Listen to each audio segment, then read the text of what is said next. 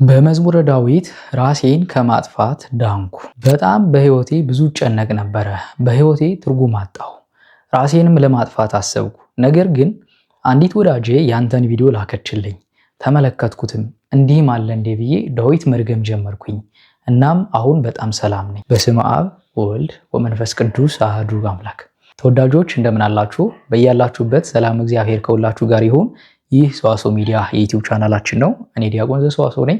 በዚህ ዩቲዩብ ቻናላችን ላይ መንፈሳዊ ህይወታችን የሚያሳድጉ መንፈሳዊ ትምህርቶችን የምናገኝበት መንፈሳዊ ዩቲዩብ ቻናላችን ነውና ሰብስክራይብ በማድረግ ቤተሰብ ሁኑ።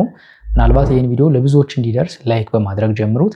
እናንተም ለሌሎች ወንድሞች ያስፈልጋል ብላችሁ ለምታስቡት ሁሉ ሼር አድርጉላቸው። ዛሬ በአንድ ቪዲዮ ላይ በሰራሁት ቪዲዮ ላይ አንድ መልእክት ተቀምጦ አገኘሁኝና ብዙዎች ባጋራው ብዙዎች ምናልባት ይማሩበታል ብዬ ስላሰብኩ ቪዲዮ ሰራሁበት። በህይወቴ በጣም ብዙ ጨነቅ ነበረ። ህይወቴም ትርጉም አጣ። የኔም ብለው ነገር አጣሁ። እናም ህይወቴን ራሴን ለማጥፋት ወሰንኩኝ። ነገር ግን አንዲት ወዳጄ አንተን ቪዲዮ ላከችልኝ። ቪዲዮንም ተመለከትኩት። እንዲህም አለ እንዴ ብዬ ዳዊት መድገም ጀመርኩኝ። እናም አሁን እጅግ በጣም ሰላም ነኝ ብላለች አንዲታችንና እግዚአብሔር አምላክ ሁላችንንም ሰላም ያደርገን። ዳዊት መዝሙረ ዳዊት ጸልያ ነው ነገሮች እንደተስተካከሉላት የነገረችንና ኮሜንት ያደረገችልንና ነገር ግን ከዚህ ሐሳብ ተነስቼ ብዙዎች ህይወታቸው ላይ የሚገጥማቸው ነገር ይኖራል። ችግር ሊሆን ይችላል፣ መከራ፣ መንፈሳዊ ህይወት ላይ የሚገጥም ችግር፣ ስጋዊ ችግር ሊገጥማቸው ይችላል። በስራቸው፣ በትዳራቸው የሚኖሩት በእያንዳንዱ የህይወታቸው ውጣ ውረድ ሊገጥማቸው ይችላልና በፈተናችን ወቅት ማድረግ የሚገባን ምንድን ነው? ወይንም ደግሞ በፈተናችን ወቅት ምን ማድረግ ይገባል የሚለውን ነገር ብንመለከት ብዙዎች እንማርበታለን ብዬ አስባለሁ። በህይወታችን የሚገጥሙ ችግሮች ሊኖሩ ይችላሉ፣ ፈተናዎች ሊኖሩ ይችላሉ እና በዚህ ወቅት ራስን ማጥፋት እንደ መፍትሄ አይወሰድም፣ ሌላ ጥፋት ስለሆነ ወይንም ደግሞ በራሳችን ላይ ክፉ ነገር ማድረግ ሌላ ጥፋት ነው። እናም በዚህ ወቅት ምንድን ነው ማድረግ ያለብን? የመጀመሪያው 4 የሚሆኑ ነጥቦችን አንስቼ ወይንም ደግሞ እስከ 3 የሚሆኑ ነጥቦችን አንስተን እንመለከታለን። የመጀመሪያው በፈተናችን ወቅት ማድረግ ካሉብን ነገሮች መካከል አንደኛው የእግዚአብሔርን ቃል ማድመጥ ነው።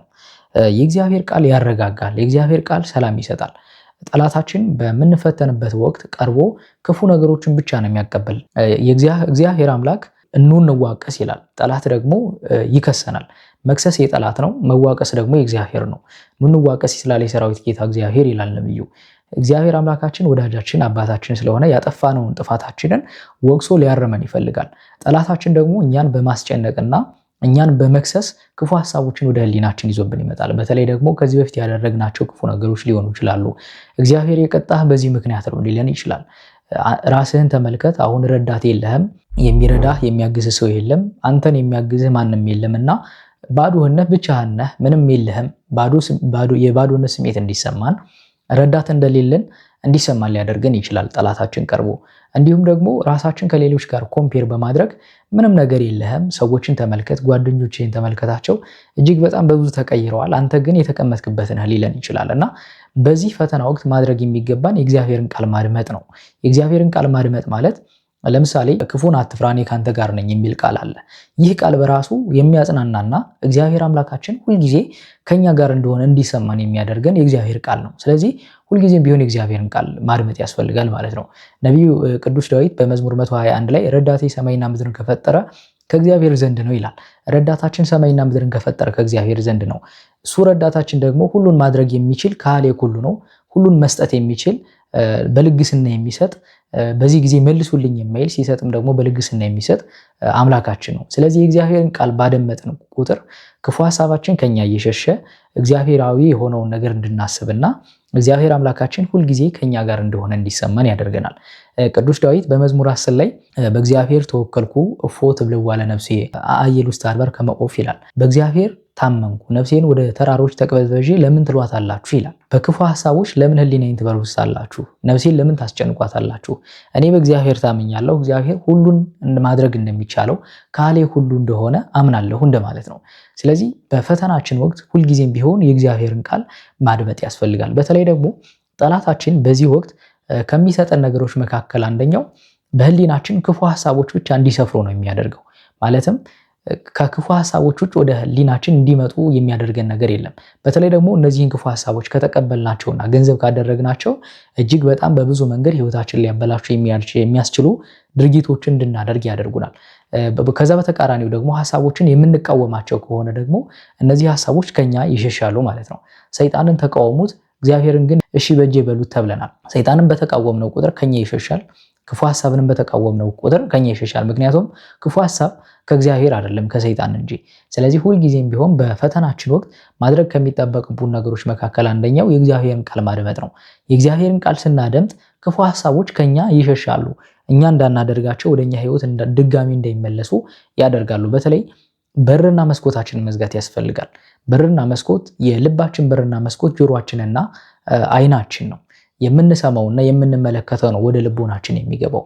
በተለይ ደግሞ ጠላት የሚሰለጥነው በበር ለመግባት ሳይሆን በመስኮት ለመግባት ነው። ስለዚህ አብዝተን በርና መስኮታችን ከዘጋን ክፉ ሐሳቦች ከኛ ይሸሻሉ ማለት ነው። ዜና አበው ላይ የተጠቀሰ አንድ ታሪክ አለ። አንድ ወጣኔ መነኩሴ አንድን ትልቅ አረጋዊ አባት ክፉ ሐሳብ በጣም ያስቸግረኛል፣ ከበዓቴ ወጥቼ እንድሸሽ ይገፋፋኛል፣ እንዲሁም ህሊናዬ እረፍት አጣ በክፉ ሐሳብ የተነሳና አባቴ ስለዚህ ነገር ምን ትለኛለህ? ምን ማድረግ ይሻለኛል አለው። ይህ አረጋዊ አባትም አንድ ነገር አለው።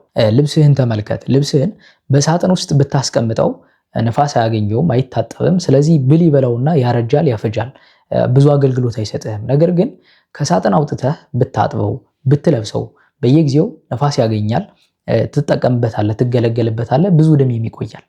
ልክ እንደዚህ ሁሉ ክፉ ሐሳብም ወደ ህሊና ሲመጡ በሳጥን ውስጥ ቆልፈ ካስቀመጥክባቸው ወይም ደግሞ ካልተንከባከብካቸው፣ ዝም ካልካቸው ካንተ ይሸሻሉ።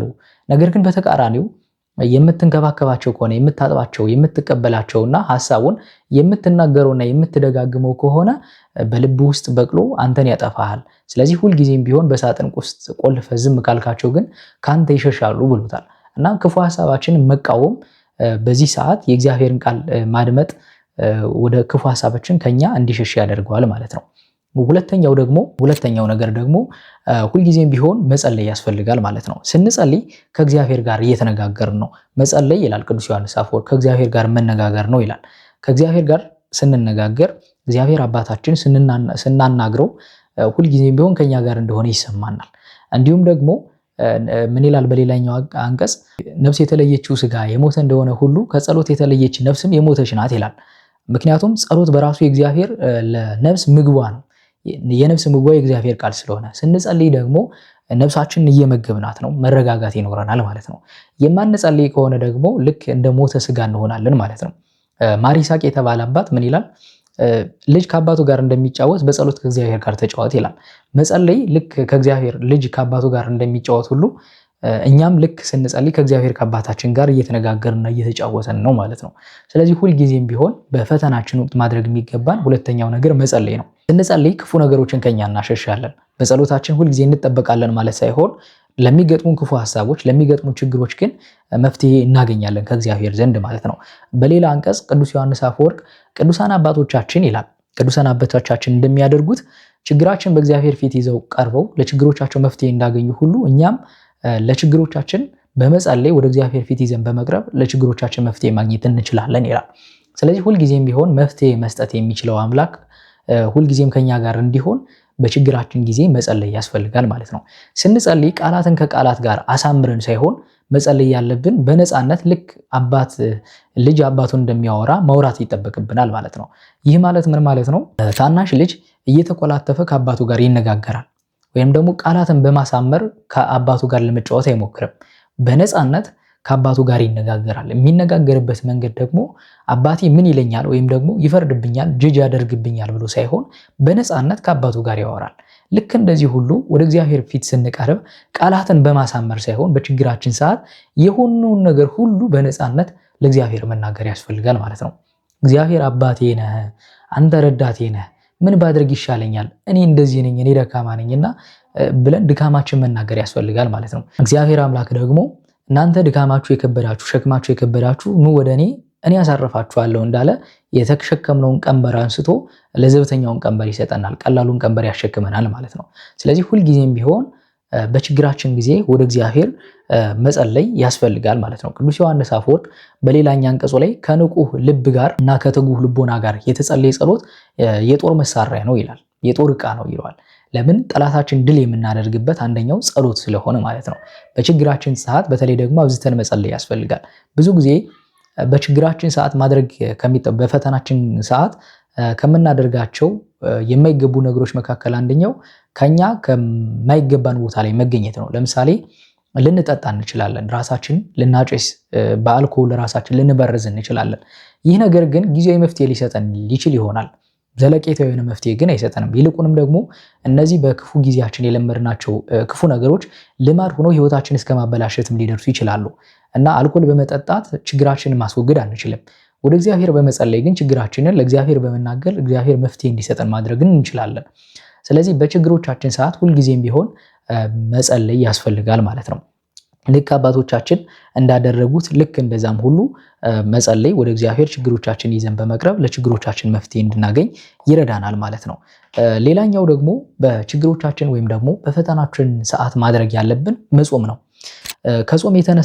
ከጾም የተነሳ ይላል ማር ይስሐቅ የተባለ አባታችን፣ ከጾም የተነሳ እንደ ግስላ እንደ ነብር የሚነሳሱ በስጋ ፈቃዳት ላይ የሚነሱ ነገሮች ሁሉ ይላል ከጾም የተነሳ እንደ በግ ይለዝባሉ ይላል።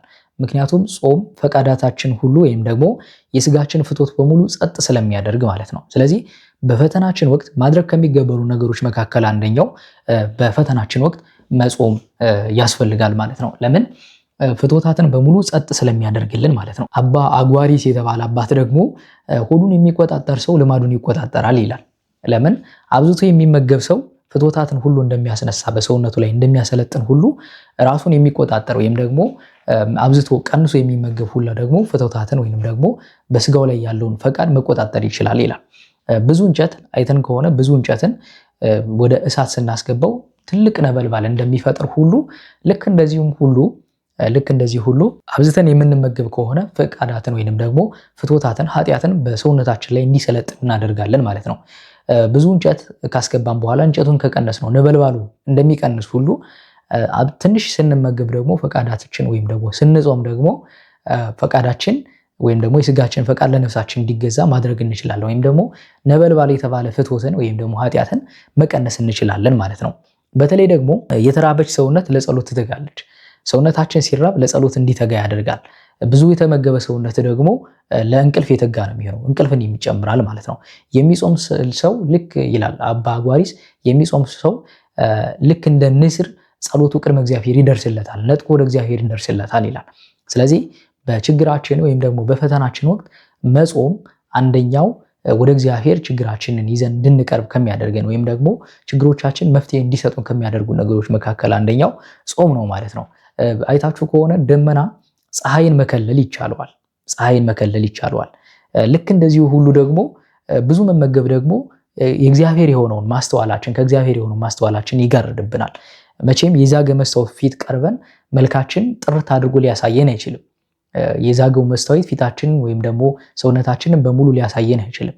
ልክ እንደዚህም ሁሉ አብዝቶ የሚመገብም ሰው ሁሉ ማስተዋል የተባለ ቅድስና የተባለ የእግዚአብሔርን ቃል ወይም ደግሞ እግዚአብሔራዊ የሆነውን ነገር እንዲመለከት አያደርገውም። ስለዚህ በችግሮቻችን ሰዓት ምግብ መቀነስ በተለይ ደግሞ መጾም ያስፈልጋል ማለት ነው። ወደ ምድረ በዳ ወይም ደግሞ ወደ በረሃ ስትሄዱ ምንም ሰው የማይኖርበት ቦታ ላይ ስትደርሱ እሾክና ሚኬላ ነው በቅሎ የምታገኙት። ልክ እንደዛውም ሁሉ ምድረ በዳ እሾክና ሚኬላ እንደምታበቅልም ሁሉ ምግብን የሚያበዛ ሰው ደግሞ በሰውነቱ ላይ ፍትወታትን ኃጢአትን ይጨምራል ማለት ነው። መቼም በቆሻሻ ውስጥ ዕጣን ወይም ደግሞ ሽቶ ማግኘት አንችልም። በቆሻሻ ውስጥ የምናገኘው ቆሻሻ የሆነ ብቻ ነው። አብዝቶ በመመገብ ደግሞ ያማረ የተዋበውን የእግዚአብሔርን ማስተዋል ቅድስና ማግኘት አንችልም። ስለዚህ ሁልጊዜም ቢሆን አብዝተን በመጾም ወደ እግዚአብሔር ችግሮቻችንን በማድረስ ለእግዚአብሔር አምላክ ለዛ ችግራችን መፍትሄ እንዲሰጠን ማድረግ እንችላለን ማለት ነው። ስለዚህ መጾም በችግራችን ጊዜ ወይም ደግሞ በፈተናችን ጊዜ መፍትሄ ከሚሰጡ ነገሮች መካከል አንደኛው ነው ማለት ነው። ሌላኛው በፈተናችን በሚያስጨንቁ ነገሮች መካከል ውስጥ ስንሆን ማድረግ የሚገባል ሌላኛው አራተኛውና የመጨረሻው ጉዳይ መስገድ ነው። ከዚህ በፊት ቪዲዮ ሰርቼላችኋለሁ። መስገድ ለእግዚአብሔር አምላካችን እንደሆነ እኛ አስገኝ እንዳለን የምንናገርበት ለእግዚአብሔር የምንገዛበት መንገድ ነው። ስለዚህ አምላክ እንዳለን ስንገዛ እነዚህ ክፉ ፍቶታት ክፉ ሐሳቦች ከኛ እየራቁ ረዳታችን እግዚአብሔር ወደሆነው ወደዛ ስለሚያደርሰን መስገድ ሁልጊዜ በፈተናችን ሰዓት ችግሮቻችንን ወይም ደግሞ ፈተናችን እንድናስወግድበት ከሚረዱ ነገሮች መካከል አንደኛው ስግደት ነው ማለት ነው። ስለዚህ በችግራችን ወይም ደግሞ በፈተናችን ሰዓት አብዝቶ መስገድ፣ መጾም፣ መጸለይ፣ የእግዚአብሔርን ቃል ማድመጥ፣ ያስፈልጋል። የእግዚአብሔርን ቃል ማድመጥ ሲባል ቅዱስ ቃሉን ማድመጥ፣ መጽሐፍ ቅዱስ ማንበብ፣ ስብከታዊ የሆኑ መዝሙራትን ማዳመጥ፣ ለነፍሳችን መረጋጋትና ሰላምን የሚሰጡን ነገሮች ማድመጥ ያስፈልጋል ማለት ነው። የእግዚአብሔርን ቃል ከማድመጥ ወጥተን ሌላው ዓለማዊ የሆኑ ዘፈኖችን ወይም ደግሞ ሌላ መዝሙራትን የምናዳምጥ ከሆነ ለነፍሳችን መጨነቅ እንጂ እረፍትን የሚሰጡን አይደለም። የእግዚአብሔር ቃል ግን ሁልጊዜም የሚያረጋጋና ሰላም የሚሰጥ ነው ማለት ነው። ስለዚህ በፈተናችን ወቅት ማድረግ ከሚገቡ ነገሮች መካከል እነዚህ አራቶች ናቸው ማለት ነው። የመጀመሪያው የእግዚአብሔርን ቃል ማድመጥ፣ ሁለተኛ ደግሞ መጸለይ፣ ሶስተኛ መጾም፣ አራት መስገድ። እነዚህ ነገሮች ለተጨነቀች ነፍስ ሁሉ እረፍት እንድታገኝ ይረዳታል ማለት ነው። እግዚአብሔር አምላካችን ለተጨነቀች ነፍስ ሁሉ እረፍት ይስጠን። በያለንበት ሰላም እግዚአብሔር ከሁላችን ጋር ይሁን። አቤቱ ቅዱስ እግዚአብሔር አምላካችን ሆይ በአንድ ልጅህ በጌታችን በአምላካችን በመድኃኒታችን በኢየሱስ ክርስቶስ በእርሱ ያለ ጽን ክብር ለአንተ ይገባል። ከእርሱም ጋር ከመንፈስ ቅዱስም ጋር ትክክል የሚሆን ዛሬም ዘወትርም ለዘላለሙ አሜን። በያላችሁበት ሰላም እግዚአብሔር ከሁላችሁ ጋር ይሁን። ይቆየን። ይህን ቪዲዮ ለሌሎች ወገኖቻችን ሼር እናድርግ።